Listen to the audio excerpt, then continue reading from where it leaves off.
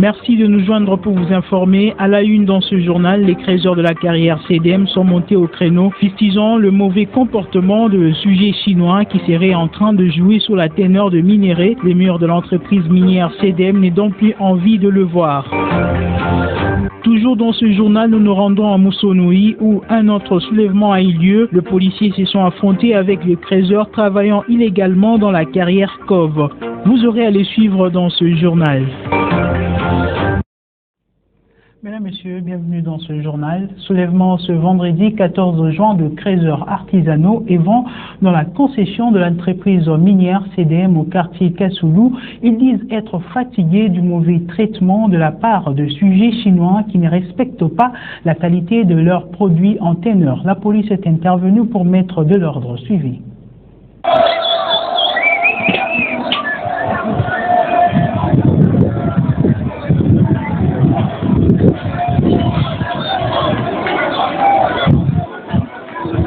Pas moyen de les approcher avec la caméra parce qu'ils sont fâchés. Ils ont transformé les pneus en cendres en les brûlant. D'autres jettent des pierres vers les dépôts de CDM où se trouvent les Chinois qui les maltraitent et qui achètent des produits au prix les plus bas. Un d'entre eux s'est confié à nous. On avait parlé avec le chef Vincent. Il nous a demandé de patienter dans un délai de 48 heures pour voir le changement. Mais jusque-là, rien ne fait. Il l'a fait avec crainte. Certaines de nos sources ont affirmé que cette affaire est déjà entre les mains des décideurs concernés, qui jusque-là tardent à résoudre. C'est une affaire à suivre. Un accrochage a eu lieu ce même vendredi entre les éléments de la police nationale congolaise et les créateurs qui extraient illégalement le minerai dans la carrière COV appartenant à l'entreprise minière Kamoto Copper Company KCC en sigle. La situation est redevenue normale après un entretien entre le créateur et les représentants de la société. Suivez. Ces images sont prises en caméra cachée. Les journalistes ne sont pas les bienvenus à cet endroit. La police tire en l'air pour essayer de repousser ces créateurs qui ont barricadé la route menant vers les installations de l'entreprise minière KCC. De l'autre côté, ce sont les créateurs qui ne veulent pas replier. Ils passent au jeu de pierre, voulant à leur tour mettre à sac la PNC. Une situation provoquant de sérieux accrochages entre les deux parties. Les agents de l'entreprise minière propriétaire de la carrière COV, venus comme d'habitude pour prendre le bus du travail, ne l'ont pas fait. Le hangar de l'arrêt de bus ont été saccagés. Comme sur cette photo, un créateur avec une tôle de ces hangars sur sa tête.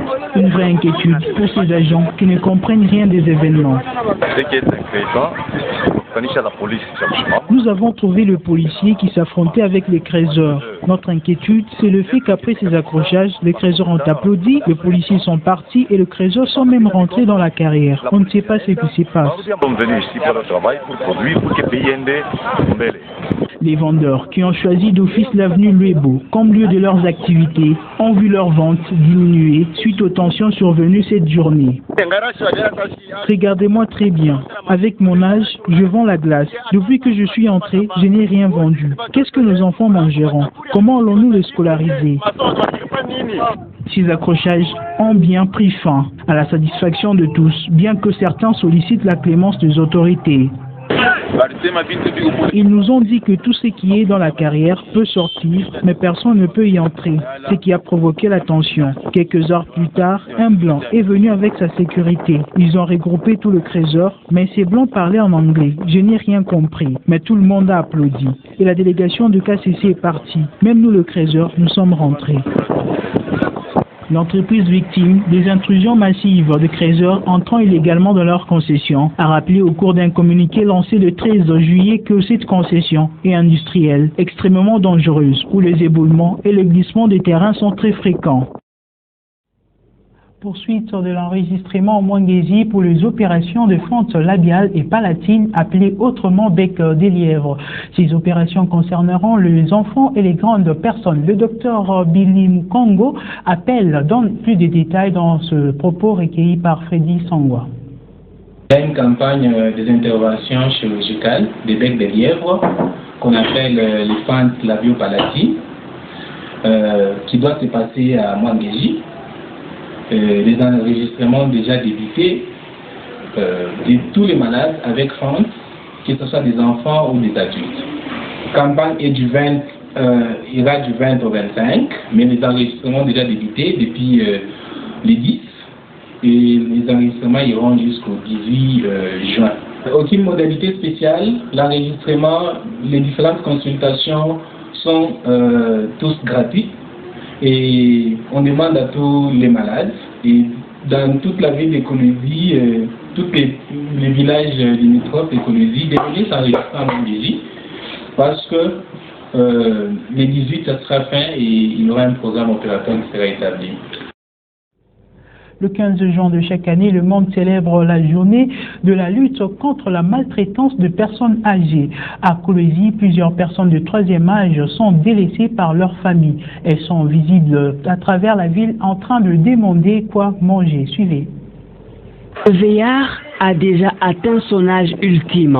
C'est avec peine qu'il marche. Il vit loin de sa famille dans cet hospice de Kolwezi. Environ une personne âgée sur 10 est victime de diverses sortes de maltraitance en République démocratique du Congo. La plupart d'entre eux y ont été amenés suite aux discordes dans leur famille. Voilà, c'est tous les 6 que j'ai ici qui ont été maltraités dans la famille.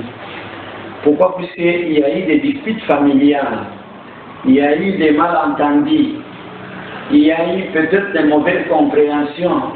C'est pour cela que la vieille dame ou le vieux papa fait se retrouver à l'hospice. C'est puisqu'ils se sont disputés dans la famille. Nous l'encadrons ici ou bien nous l'hébergeons. À un moment donné, si la famille se réconcilie, ils peuvent venir récupérer l'élève. Ce vieillard sont rapétissés, raconis, concentrés dans un espace réduit où personne ne peut céder à leurs caprices, ni leur offrir ce dont ils ont besoin. Ils ne comptent que sur une société qui les a déjà mis à l'écart à cause de leur vieillissement. Je ne m'entends plus avec ma famille. C'est la raison de ma présence dans cet endroit. Ici, les gens de bonne foi nous aident. Ouais. Quand tu gardes encore de la force, tu es important. Une fois tu la perds, tu es rejeté et collé de toutes formes du mal jusqu'à te priver même de la nourriture. C'est la raison pour laquelle suis-je ici, que l'État me prenne en charge. Cette vieillesse peut vivre positivement si la société s'engage à intégrer les personnes âgées à son sein.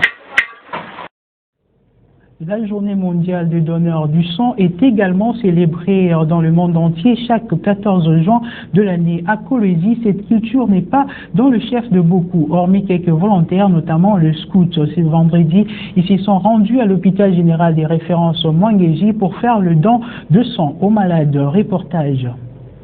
Dans cette banque de sang, il n'y a que moins de 10 poches pour un grand hôpital comme Mangéji. Faute de sensibilisation, la plupart des Lolabés ne mettent pas à disposition leur sang. Du coup, ces tissus vital vient en manquer et beaucoup de gens en meurent. Mais certaines personnes comme les scouts et les Croix-Rouges ont déjà compris et donnent leur sang sans contrainte. C'est pour aider nos frères ayant besoin de ce sang. En cas de maladie causée par la maladie et toutes les catastrophes naturelles qui peuvent les surprendre dans leur endroit d'habitation. Par cette occasion, le ministre provincial en charge de la santé a lancé un appel aux Kolweziens de sauver des vies en donnant gratuitement leur sang. Toute personne qui peut donner son sang devrait envisager de faire régulièrement un don volontaire et non rémunéré pour que tous les pays, la province, soient suffisamment approvisionnés en sang.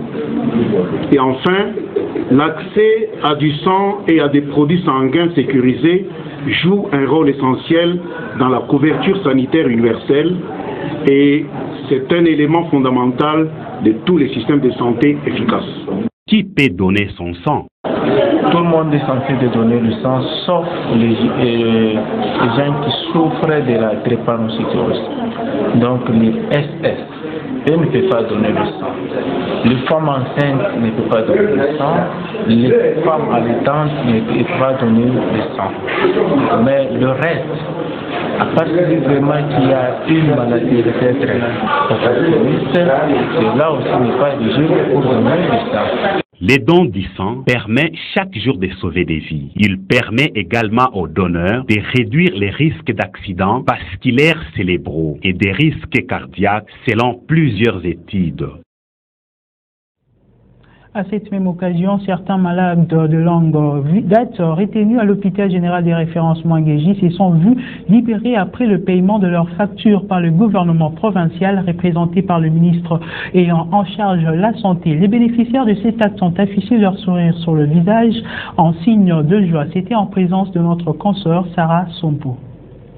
Ils sont 4. Les patients démunis qui n'ont pas vu leur foyer depuis environ 3 mois. Ils ont été retenus à l'hôpital faute de moyens. Grâce au ministère provincial de la Santé, ces patients peuvent regagner leur maison car tout sera payé. Nous avons demandé la liste et nous allons payer. Tous les mamans qui ont un les bénéficiaires ne sont pas ingrats. Que Dieu lui bénisse, qui lui restitue tout ce qu'il a dépensé. Je fais 2 mois et demi dans cet hôpital. Je n'avais rien même en manger. J'avais connu un accident à Kafakumba. Voilà aujourd'hui, le ministre Sami Kayombo a assuré notre sortie. Que Dieu lui bénisse. Ce geste de Sami Kayombo a été posé à l'occasion de la journée mondiale de donneurs bénévoles de sang lors de son passage à Mwangeji sur la demande des démunis. Des soulèvements de jeunes se réclamant de l'UDPS dans la ville de Lubumbashi fait la une de l'actualité après avoir brûlé de pneus devant l'Assemblée provinciale du Haut-Katanga et la mise à sec du directoire de PPRD. Ces jeunes s'étaient rendus également au siège de l'ancienne majorité présidentielle où tout a été calciné. Notre confrère d'Eki Panga a fait le tour de ce bâtiment. Voici son reportage. Un meuble de bureau, vitres et véhicules. En tout cas, presque tout a été cassé au siège provincial de la majorité présidentielle au Katanga. Tout ceci est la résultante de 2 actes de vandalisme perpétrés mercredi 12 juin 2019 par le militant se réclamant de l'UDPS. Dans la matinée de ce jeudi 13 juin 2019, le coordonnateur de la majorité présidentielle, le professeur Raymond Mandemoutombo, n'a constaté que le dégât. Il n'avait que ces mots pour dénoncer ces actes. Nous sommes très indignés de donner libre cours à ce genre de barbarie. La majorité présidentielle en a toujours appelé à la paix pour accompagner le gouverneur de province, nouvellement élu, l'honorable Jacques Kiaboula, qui représente le chef de l'État ici en province. Mais nous ne savons pas pourquoi il y a des gens qui s'élèvent. Est-ce une force interne? Nous devons nous attaquer nous-mêmes, livrer guerre, pour aboutir à quoi? Laisser libre cours à ceux qui nous mettent et nous tendent des pièges pour y tomber. J'en appelle à toute la population de rester vigilante, d'éviter qu'il y ait des gens qui viennent et qui troublent l'ordre public, qui donnent ce genre de spectacle. Les gens des parquets sont là pour faire le constat. Je suis avec les membres de la coordination de la majorité, avec moi. Nous allons déposer une plainte pour que les auteurs de ces actes puissent répondre devant la justice. Ce militant, ces réclamant appartenir à l'UDPS, n'ont pas épargné les parcelles voisines. Ils ont cassé, brûlé et emporté tout ce qu'ils ont rencontré sur leur passage. Ici, dans cette parcelle, une Jeep Volvo a été brûlée. Et au siège de la majorité présidentielle, les kits informatiques ont été emportés. Des alimentations se trouvant dans les alentours ont été vandalisées et leur contenu pillé. Au-delà de faits évoqués, un nombre important des dégâts matériels a été enregistré. Les leaders de communauté du Haut-Katanga et Grand Kasaï vivant à Lubumbashi appelaient à apaiser les esprits de leurs frères et sœurs faisant partie de partis politiques dans la ville. Cet appel est du gouverneur du Haut-Katanga, Jacques Kiaboula Katwe, au cours d'une réunion stratégique tenue ce vendredi 13 juin 2019 au gouvernorat de province. Plus de détails, c'est avec notre confrère Roger Gandou depuis Lubumbashi. Suivez. Le gouverneur de la province du Haut-Katanga, Jacques Kabula-Katwe, qu'assistait le vice-gouverneur Jean-Claude Kanfwa-Kimimba, a échangé tard dans la soirée du jeudi 13 juin 2019 avec les leaders socio-culturels du Grand Kasaï et du Grand Katanga sous la facilitation du cadre de concertation de la société civile. C'était au sujet de la montée en flèche de la tension entre certains états-majors des partis politiques à Lubumbashi. Un moment idéal pour l'autorité provinciale de chercher des voies et moyens afin de rétablir l'ordre, le calme et la sécurité sur l'ensemble de la province du Haut-Katanga. L'objectif poursuivi par cette rencontre est d'empêcher que les différents politiques puissent se dégénérer en conflit communautaire dans les Haut-Katanga. Les représentants des communautés qui ont trouvé de l'intérêt dans ces messages ont promis leur implication pour apaiser les esprits. Bien avant cette réunion à laquelle ont pris part les vice-gouverneurs Jean-Claude Kanfwa-Kimimba et le ministre provincial de l'Intérieur Kayumba Tompa Tompa, le gouverneur Jacques Kabula s'était entretenu avec les dirigeants de l'UDPS et du PPRD mercredi soir pour qu'ils appellent leurs militants au calme et à l'apaisement. Ce jeudi 13 juin, les députés regroupés au sein du réseau de femmes parlementaires sont montés au créneau pour, déclarent-elles bien sûr, condamner toute tentative de musellement de députés nationaux et d'aliénation du caractère inviolable du siège du Parlement. Non seulement elles ont stigmatisé le comportement de militants de l'UDPS qui ont assiégé l'hémicycle empêchant l'accès de députés nationaux, mais elles ont également condamné les injures proférées contre la présidente de l'Assemblée nationale, Janine Mabunda, à qui elles déclarent apporter tout leur soutien. Suivez la députée Dominique Mounongo, présidente du réseau de femmes parlementaires. Nous, députés nationaux, membres du réseau des femmes parlementaires de la République démocratique du Congo, condamnons toute tentative tendant à museler les députés nationaux et à aliéner le caractère inviolable du siège du Parlement, qui est le temple incontestable de la démocratie.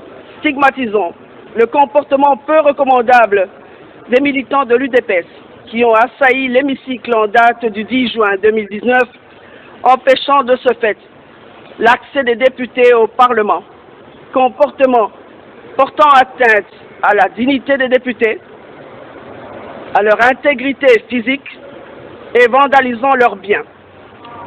Nous, députés nationaux, membres du réseau des femmes parlementaires, appelons à tous les citoyens congolais à préserver le calme, le climat de paix, l'harmonie et de stabilité chèrement acquis en acceptant la contradiction essentielle à la vitalité de toute démocratie. Nous lançons un cri d'alarme à l'endroit du chef de l'État, Félix-Antoine Tshisekedi Tshilombo, qui en sa qualité de garant de la nation est appelé à préserver l'esprit démocratique, à condamner la violence et à veiller au bon fonctionnement des institutions de la République. La vie a repris son cours normal dans la ville de Mweneditu, dans la province de Lomami, après des échauffourées observées jeudi 13 juin de jeunes. Le maire de cette ville a, à travers la presse, appelé la population à observer pour la paix dans sa juridiction. Sylvain Moukadi nous donne de l'ambiance qui a régné ce vendredi dans cette partie du pays. Suivez. Dans l'avant-midi de ce vendredi, les activités ont repris mais au ralenti. Au marché central par exemple, les commerçants ont ouvert les portes de leurs magasins et boutiques. Les secteurs des transports, les taxis motos sont présents au parking, mais pas comme tous les jours. Même constat dans le secteur de l'enseignement où certaines écoles n'ont pas même fonctionné. Rappelons que la journée du jeudi 13 juin décrétée journée ville morte par l'UDPS Fédération de Mweneditu qui exige le réajustement du gouvernement provincial, soit la démission du gouverneur Sylvain Lubamba, a été transformée en marche violente par les jeunes dont l'âge variait entre 8 et 18 ans. Ces derniers ont incendié des marchés, puis certains étalages du marché central de Mweneditu. Outre ces dégâts matériels, un écolier de 6 ans a été grièvement blessé par le marchand qui faisait la ronde d'école avec bâton et pierre à main sans être inquiété par la police. S'adressant à la presse tard dans la soirée, le numéro 1 de la ville de Mweneditu a condamné ces actes tout en appelant la population de sa juridiction à cultiver la paix. On a mis les feux au niveau du marché Koloboï, mais nous disons non. Ce n'est pas ça qui amène les changements, ce n'est pas ça les peuples d'abord. Les peuples d'abord, quand tu as brûlé la case de l'autre, il est aussi peuple. C'est qu'il est aussi dans ses droits de revendiquer. Donc moi je demande à ma population de Moniditu d'être calme, de s'apaiser, que les esprits s'apaisent pour qu'on voie comment construire notre ville et notre province en général. Ce n'est pas par le marche, ce n'est pas par la force que les choses doivent changer. Ici d'ajouter que d'autres actions de grandes envergures sont prévues par l'IDPS jusqu'à tel point qu'elle sera écoutée par le numéro 1 de la province de Lomami, Sylvain Lubamba. Mesdames, Messieurs, c'est la fin complète de ce journal. Merci à vous de nous avoir suivis. L'actualité reste en continu sur www.wango.info. Merci.